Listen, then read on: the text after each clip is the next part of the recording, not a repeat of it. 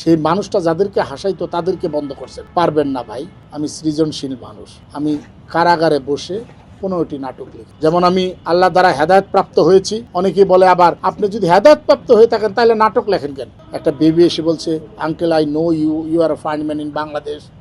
Yes, I am a funny man in Bangladesh because everybody know me, I make a fun. সবসময় fun করতাম বা করি, আমি ব্যক্তি জীবনেও করি। সেই মানুষটার চোখে কিন্তু আপনারা পানি নিয়ে আসছেন, সেই মানুষটার হাসিটা বন্ধ করার চেষ্টা করছেন। Lily premium gold soap 24 carat gold এনে দেয় রিয়েল গোল্ডেন গ্লো। সেই মানুষটা যাদেরকে হাসাইতো তাদেরকে বন্ধ করছেন। পারবেন না ভাই, আমি সৃজনশীল মানুষ। আমি কারাগারে বসে 15টি নাটক লিখেছি। যেমন আমি আল্লাহ দ্বারা হেদায়েত প্রাপ্ত হয়েছি। অনেকেই বলে আবার আপনি যদি হেদায়েত প্রাপ্ত হয়ে থাকেন তাহলে নাটক লেখেন কেন? সৃজনশীল কাজ করা কি অন্যায় ভাই? নাটক লেখাটা সৃজনশীল কাজ। আমি 15টা নাটক লিখেছি, 3টা মুভির গল্প লিখেছি এবং একটি গল্প লিখছি আমার জীবনের উপরে, যে গল্পটা হবে আমার ঘটে যাওয়া 322 দিনের সেই গল্প। 3 মাস 22 দিন মানে 322 দিন, দিনের হিসাব করলে সেই গল্পটাতে টোটাল জিনিস আসবে। সিদ্দিকুর রহমান কী কী করেছে, কিভাবে প্রপার টাইমটাকে ইউটিলাইজ করলে পরে ভালো থাকা যায়, কোন ধরনের চিন্তা করলে এই দেশটা পরিবর্তন হবে, আমরা এই চিন্তা থেকে সরে যাই কেন, কারা আমাদেরকে সরায়, আমি সেই জায়গায় কেন থাকতে পারতেছি না, কেন থাকবো সেখানে, আমার ইথিক্সটা কি, টোটাল জিনিস উঠে আসবে।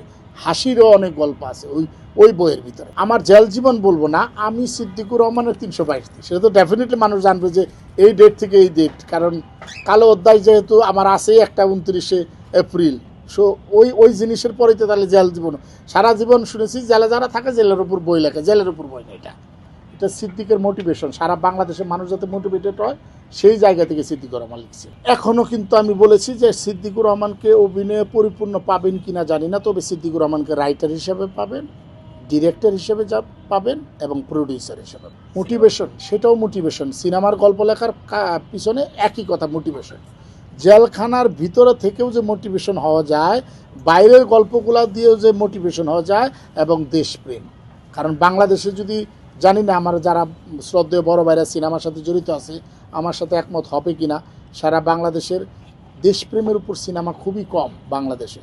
সো ওই জায়গাটা আমি কারাগারে মানে শিক্ষালয়ে থেকে আমি চিন্তা করেছি, সেই জায়গা থেকে আমি ওই 3টা মুভির প্ল্যান করেছি। ডেফিনেটলি মোটিভেশন বললাম, রোমান্টিক অ্যাকশনের সব কিছুই থাকবে, তারপর মোটিভেশনটা মেন হলো বদলে ফেলতে হবে বাংলাদেশ, বদলে যেতে হবে, নিজেকে বদলাতে হবে সবাই।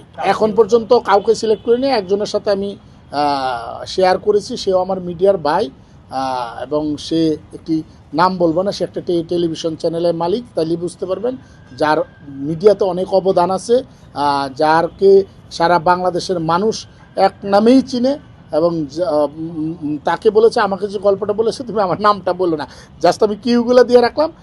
তিনি একটা টিভি চ্যানেলের মালিক, তিনি অসংখ্য ক্রিয়েটিভ একজন মানুষ, বাংলাদেশের একটা সেক্টরকে সে লিড দিত।